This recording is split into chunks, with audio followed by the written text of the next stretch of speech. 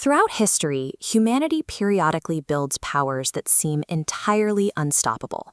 They command enormous armies, dominate global trade routes, and meticulously shape the geopolitical reality of the world around them. You can see that supreme confidence in the physical structures they leave behind, like the intricate, gold-leafed interiors of the Ottoman palace. This is the architecture of an empire entirely accustomed to victory. When success accumulates over generations, prosperity becomes the baseline.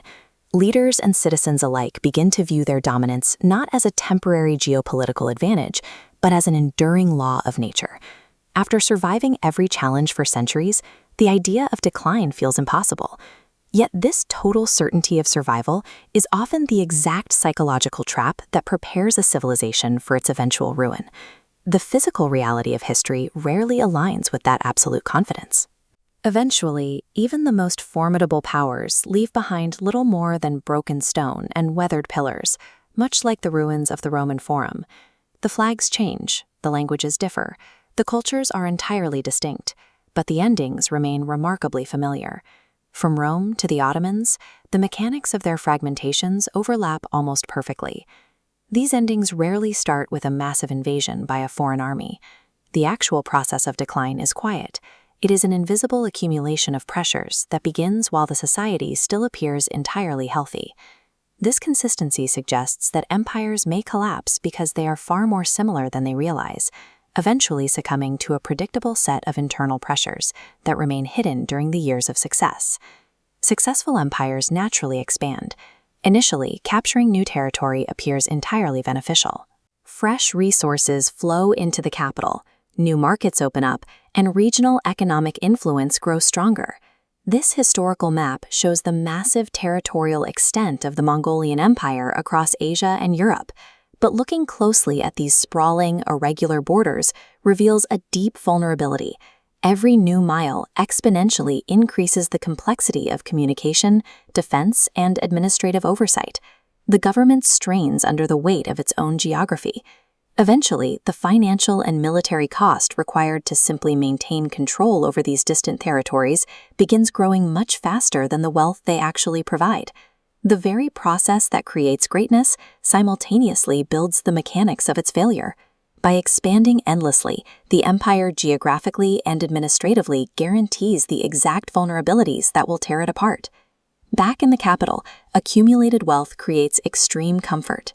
This prosperity acts as a societal anesthetic, severely reducing the urgency for leaders to adapt or innovate when early warning signs appear. Beneath the surface, critical systems begin seizing up. Legal and administrative structures slowly erode as short-term interests and corruption spread through the bureaucracy. Most people never notice this institutional decay while it is happening. Daily life continues without interruption, laws are still enforced, and the sheer volume of outward wealth masks the internal deterioration. Powerful groups turn their focus inward, using their positions strictly to protect existing advantages. Economic inequality grows. Deep social divisions intensify. And yet, because the money is still flowing, the alarm bells remain silent. Prosperity is highly dangerous for this exact reason.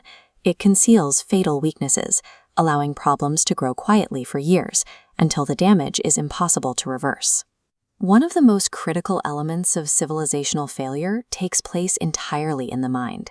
It is the phase of psychological decline.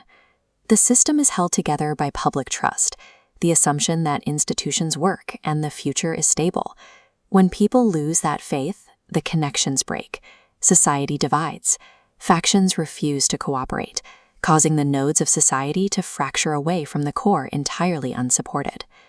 The stark contrast here is that the empire usually looks perfectly fine on paper.